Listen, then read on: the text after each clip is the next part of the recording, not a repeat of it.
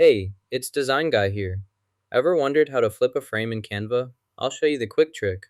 Click the Create button to start a new project. Next, choose Custom Size. Enter 200 for width and 300 for height to match this tutorial's specifications. To add elements, search for Frame in the Elements panel. Once you find a frame, click and drag it onto your design canvas. Release to drop the frame into place and position it as needed. At the top of the screen, you'll notice there isn't an option to flip this frame directly.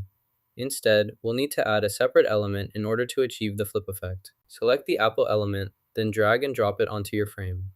This adds the apple to your design exactly where you want. At the top, you'll see a flip option.